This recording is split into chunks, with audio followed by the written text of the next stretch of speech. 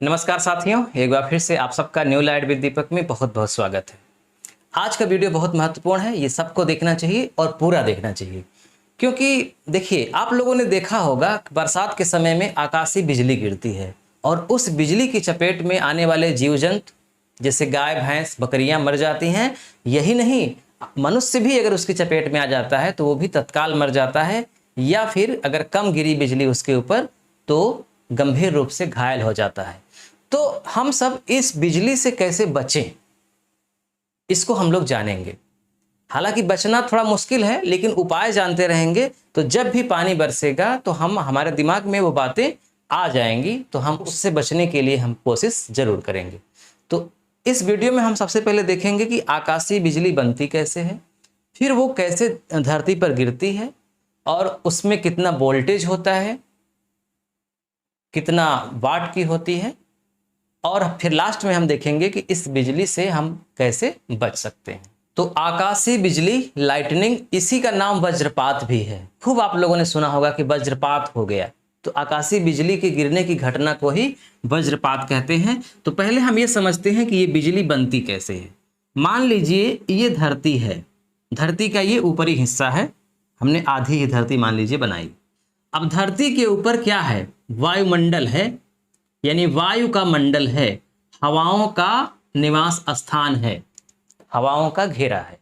कई प्रकार के ऑक्सीजन, नाइट्रोजन, हाइड्रोजन, हीलियम इत्यादि मिलकर के एक पूरे वायु का निर्माण करते हैं। अब ये जो वायु होती है शुरुआत में वाष्प के रूप में होती है, यानी वायु नहीं होती, वायु के अंदर जल मिला होता है और वह जल जलवाष्प के रूप में बोला जाता है, यानी हवाओं के साथ जल मिला रहता है। क्लियर? अब ये जो वाष्प है क्या होता है? ठंडा हो जाता है और ठंडा होकर के द्रव का रूप ले लेता है। इस क्रिया को बोला जाता है संघनन, कंडेंसेशन। संघनन, संघनन का मतलब वाष्प जब द्रव में बदलता है, इस क्रिया को संघनन कहते हैं। तो जो हवा के साथ जल था, शुरू में जलवाष्प के रूप में था, अब वह द्रव का रूप ले लिया, यानी कि पानी बन गया। यहां वाष्प कैसे आया था? धरती से ही गया था, धरती का ही जल वाष्प बन करके यहां गया था। तो वही वाष्प अब फिर से पानी बन गया, यानी कि द्रव बन गया। इस क्रिया को संघनन कहते हैं। और यही द्रव इकट्ठा होकर के पानी में पृष्ठ तनाव होता है। पृष्ठ तनाव का मतलब होता है कि पानी का कण एक दूसरे कण को अपनी ओर खींचता है, सिकुड़ जाने की कोशिश करता है। जैसे आप दो बूंद एक साथ गिरा दीजिए अगल बगल, अगर उनसे मिलाप हो जाए तो वो दोनों दो नहीं रहेंगे, एक हो जाएगा। तो यहाँ पे करोड़ों अरबों मिल करके बूंदे एक पूरे बादल का निर्माण कर दी। तो इस तरह से बादल बन गया। अब हम बादल बनने की पूरी प्रक्रिया दूसरे वीडियो में देखेंगे, भूगोल के टॉपिक में। अभी हम केवल बिजली पर कंसंट्रेट करते हैं। तो देखिए, बादल के भीतर दो प्रकार की हवाएं चलती हैं। है तो ये पानी, लेकिन इसके अंदर भी हवाएं संचरित होती हैं। ऊपर गर्म हवाएं और नीचे ठंडी हवाएं। जो गर्म हवाएं हैं वो बहुत तेजी से संचरित होती रहती हैं, यानी कि बहती रहती हैं बादल के भीतर ही। और नीचे ठंडी हवाएं हैं, उनकी रफ्तार थोड़ी सी कम होती है। अब आप सोच रहे होंगे कि नीचे ठंडी हवा ऊपर गर्म हवा क्यों होती है? तो आप समझ लीजिए, ये विज्ञान का नियम है, प्रकृति का ये नियम है कि जब हवाएं, जैसे अगर एक जगह हवाएं हैं तो वो नीचे वाली जो हवाएं होंगी ना वो ठंडी होंगी, क्योंकि ठंडी हवाएं वजनदार होती हैं, उनका घनत्व ज्यादा होता है। तो जिसका घनत्व ज्यादा होगा वो वजनदार होगा, वो नीचे रहेगा। यही पानी के भी साथ होता है। पानी भी अगर एक टब में भरा हुआ है तो नीचे ठंडा रहेगा और ऊपर गर्म रहेगा। ठीक है? तो यहाँ भी गर्म हवाएं ऊपर, ठंडी हवाएं नीचे। अब गर्म हवाओं में बहते बहते पॉजिटिव चार्ज आ जाता है, जिसे आप बोलते हैं धन आवेशित, पॉजिटिव चार्ज। और नीचे ठंडी हवाएं हैं, इसमें निगेटिव चार्ज रहता है, यानी कि ऋण आवेशित। तो इन हवाओं में पॉजिटिव चार्ज, इन हवाओं में निगेटिव चार्ज, दोनों मिल करके, विपरीत चार्ज मिल करके बिजली का निर्माण कर देते हैं, यानी कि लाइट का निर्माण कर देते हैं। और ये वही बिजली है जो हम और आप इस धरती पर इस्तेमाल करते हैं।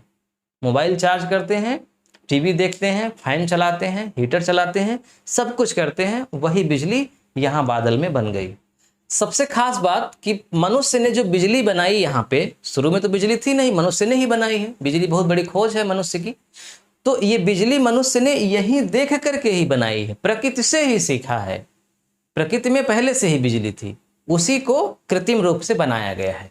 तो देखिए, ये जो बिजली है जिसे हम आकाशीय बिजली कहते हैं, इसका निर्माण कैसे हुआ आप समझ गए। अब हम देखते हैं कि ये बिजली धरती पर क्यों गिरती है और कैसे गिरती है। देखिए, पहले ये समझिए कि बिजली किस सिचुएशन में ज़्यादा गिरती है। देखिए, जैसे मान लीजिए कि दिन में बहुत तेज धूप है, बहुत तेज धूप है, और फिर उस धूप के बाद अचानक 1-2 मिनट के बाद या 10 मिनट के बाद एकाएक पानी बरसने लगे, तो इस केस में बिजली के गिरने की आशंका ज़्यादा रहती है। अगर मौसम पहले से ही ठंडा है, धूप बिल्कुल भी नहीं है, हल्की फुल्की बूंदाबांदी हो रही है, उसके बाद अगर पानी बरसता है तो बिजली गिरने का चांस बहुत कम रहता है। तो बिजली गिरने का चांस कब ज़्यादा रहता है? जब दिन में तेज धूप हो और धूप अचानक समाप्त हो जाए, पानी बरसने लगे। उस केस में होता क्या है कि धरती के अंदर नेगेटिव चार्ज बहुत तेजी से बढ़ता है जब बहुत गर्म होता है, और उसी समय बादल में भी पॉजिटिव चार्ज बहुत तेजी से बढ़ता है जब यहाँ पर गर्मी ज़्यादा होती है और यहाँ पे पानी काफ़ी इकट्ठा हो गया होता है। उस केस में पॉजिटिव नेगेटिव की ओर आकर्षित होता है और बिजली नीचे की ओर आती है। इसके लिए वो माध्यम ढूंढती है। माध्यम क्या होता है? माध्यम का मतलब रास्ता। माध्यम होता है कोई धातु या फिर हरे पेड़ पौधे, यही दो मुख्य माध्यम होते हैं। अब धातु में सबसे अच्छी माध्यम होती है चांदी। धातु में भी कुछ धातुएं होती, सुचालक होती हैं, कुचालक होती हैं, कुछ अर्धचालक होती हैं। तो सबसे अच्छी सुचालक होती है चांदी, उसके बाद तांबा। तो अगर चांदी मिल गया रास्ते में तो बहुत तेजी से आएगी बिजली, तांबा मिल गया तो भी बहुत तेजी से आएगा, और चांदी तांबा नहीं मिला, लोहा भी मिल गया, लोहा भी विद्युत का सुचालक होता है, तो लोहे से भी ये बिजली आराम से पृथ्वी में समाहित हो जाती है। और अगर हरे पेड़ पौधे मिल गए तब भी। अब देखिए, इस बिजली की अगर हम क्षमता की बात करें कि इसके अंदर क्षमता कितनी होती है, तो आप जान करके दंग रह जाएंगे। इसकी जो क्षमता होती है वो लगभग 300 किलोवाट की होती है। मैं इसको सरल शब्दों में आपको बताऊं तो आपके यहाँ जो मीटर लगा होता है घरेलू उपयोग के लिए, वो 1 किलोवाट का होता है। और आप सोचिए कितनी बिजली होती है, उससे भी मनुष्य की जान जा सकती है। यहाँ पर 300 किलोवाट इसकी क्षमता होती है। हालांकि थोड़ा कम ज़्यादा भी हो जाता है, इससे भी ज़्यादा हो जाएगा, इससे थोड़ा कम भी, ये औसत निकाला गया है। और अगर वाट की बात करें तो लगभग 12.5 करोड़ वाट, 12.5 करोड़ वाट। और वोल्ट की बात करें तो ये कभी कभी 1 अरब से भी ज्यादा हो जाती है वोल्ट की, 1 अरब वोल्ट। आपके यहां पावर हाउस से 11,000 वोल्ट की लाइट आती है, फिर 11,000 वोल्ट से ट्रांसफार्मर से कम करके उसे 220 वोल्ट, अगर डबल तार है तो 440 वोल्ट करके घरेलू उपयोग के लिए पहुंचाई जाती है। वही वोल्ट उसी नाप के हिसाब से 1 अरब वोल्ट, 1 अरब वोल्ट की क्षमता होती है इस बिजली की। अधिकतम की बात हो रही है, इससे कम ही रहता है, लेकिन 1 अरब तक हो सकती है। अब आपके सामने 2 शब्द आए हुए हैं, एक वाट आया है, एक वोल्ट आया है। वाट और वोल्ट में क्या अंतर होता है, अगर आप जानना चाहेंगे तो कमेंट करिएगा, मैं आपको बहुत डिटेल में आपको बिल्कुल सरल शब्दों में समझा दूंगा। अब बताइए, इतनी क्षमता वाली बिजली अगर किसी मनुष्य पर गिर जाए तो उसको तो मरने में सेकंडों भी नहीं लगेगा। किसी जीव जंतु पे गिर जाए वो तुरंत मर जाएगा। बिल्कुल, इसीलिए जिस पर बिजली गिरती है वो कभी बचता नहीं है। तो हमने अभी तक देखा कि बिजली कैसे बनती है, किस माध्यम से पृथ्वी में आती है और इसकी क्षमता क्या है। अब हम देखते हैं कि बिजली से, यानी इस बिजली से हम कैसे बच सकते हैं। अब देखिए, जैसे मान लीजिए ये पृथ्वी है और इसके ऊपर आपका घर है, यहाँ पर आपका घर बना हुआ है, आप घर के अंदर हैं। मैं बचने के उपाय बता रहा हूँ, 4-5 उपाय हैं, उनमें से ये पहला उपाय है बहुत महत्वपूर्ण। ये घर है, जब आप घर बनवाएं तो इस घर की जो छत है वहां से, मतलब घर में न टच करे, बाहर ही उठा हुआ हो, वहां से लेकर के बगल से ऐसे ऐसे धरती में गाड़ दीजिए एक लोहे की राड, यानी छत से लग करके दीवार के बगल बगल से धरती में आ जाए। इससे ये घर काफी हद तक बिजली गिरने से बच सकता है। क्यों बचेगा? जब आकाशीय बिजली गिरेगी तो हम बताएं कि वो बेहतर चालक की तलाश करती है। तो जब ये राड लगा रहेगा लोहे का, तो ये जब बिजली गिरेगी तो इस राड में आकर के वो पूरी बिजली बिना घर में गए सीधे धरती में समाहित हो जाएगी। तो आधुनिकता में जो घर बन रहे हैं आज के समय में, उनमें ये व्यवस्था जरूर होती है। तो ये पहला कारण हो गया कि आपका घर कैसे बचा रह सकता है। अगर यही नहीं रहेगा तो बिजली आपके घर पे गिर जाएगी। दूसरा उपाय ये है कि जब आप जाने की बारिश हो रही है और आप बारिश में फंस गए हैं, तब आप क्या करेंगे? अगर आप 2 लोग हैं, 3 लोग हैं या अधिक लोग हैं, तो सब लोग दूर दूर हो जाइए। मतलब कोई हाथ पकड़ के ना खड़ा हो।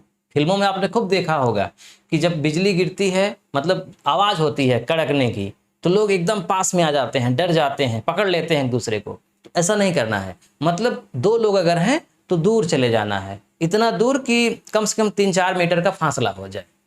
इससे भी बच सकते हैं। तो पहला कि जब बिजली, मतलब जब बरसात होने लगे और आपको लगे कि बिजली गिर सकती है, तो एक दूसरे से दूर हो जाए। दूसरा, वहाँ अगर कोई हरा पेड़ पौधा है तो वहाँ आप न रहें, उससे काफ़ी दूर चले जाएं, एकदम जहाँ पे कोई पेड़ पौधे ना हो। अगर पुआल जो होता है ना, पुआल जानते होंगे, पुआल का ढेर है अगर, या कूड़ा करकट का ढेर है, तो वहाँ भी आप मत खड़े होइए, क्योंकि बिजली वहाँ भी गिरती है ज़्यादा। तो आप उससे दूर हो जाइए। ये है उपाय।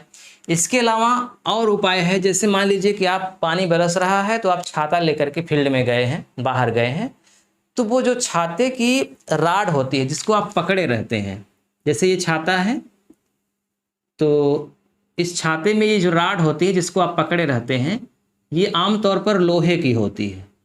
तो अगर लोहे की है तब आप छाता लेकर बाहर मत निकलिए जब शंका हो बिजली गिरने की।